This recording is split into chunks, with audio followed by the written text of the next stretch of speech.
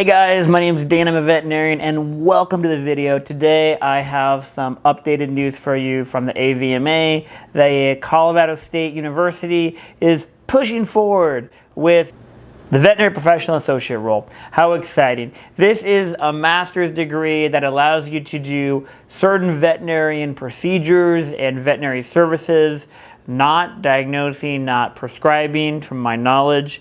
Definitely look at the article and the bill yourself, just in case I make any missteps on today's video. But this allows people to have a bachelor's degree and then go get a master's through the Colorado State University for the VPA master's degree. And it sounds like 3 semesters will be online.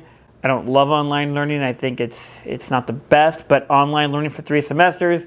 They will send out models for anatomy, like the dogs and cat models. And then after that, guys, it's going to be in the building learning and a lot of stuff like that. So here's my deal.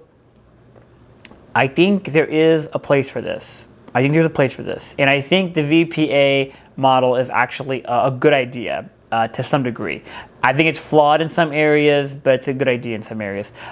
I've read about it some more, and it still comes back to, it sounds like the veterinarian is going to be liable for any VPA mistakes or VPA problems. I take enough responsibility for my own license that I'm not going to try to extend and try to watch somebody else practice. Because if I'm seeing appointments and my VPA is doing a surgical procedure and they just botch it, I'm not going to be liable for that. I just can't be. I know how I do surgery. I'm very methodical. I do a really good job.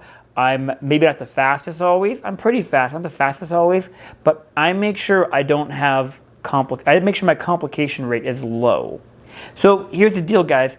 I don't want somebody going in there and doing surgery and then messing things up and making my license not healthy. And it's going to be really hard to get veterinarians on board with this. There needs to be something that would really make the licensed VPA carry a lot more responsibility for their actions. And yeah, guys, I think unless we do that, the veterinarians are not going to be on board, because the veterinarians will be the ones that are going to be hiring the VPAs. So if the veterinarians are about being liable, then that's a tough one. Now, here's where it could be helpful.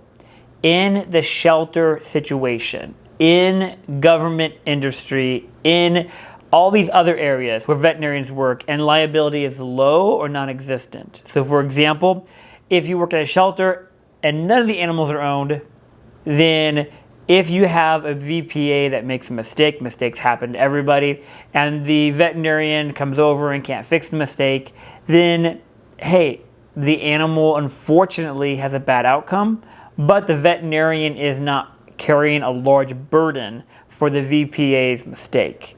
So I think VPAs, Veterinary Professional Associates, does have a place in areas of low liability and areas where we're trying to get procedures done to get animals adopted, get animals a better home, better situation. We do need more veterinary professionals in the world. So that's my position on it. It is moving forward, guys, and it's going to be interesting to see people without veterinarian licenses doing veterinary work. Wild. It's a wild world we live in. Who'd have thought? As always, guys, my name is Dan, I'm a veterinarian. I hope your cats and dogs are happy and healthy, and you are too.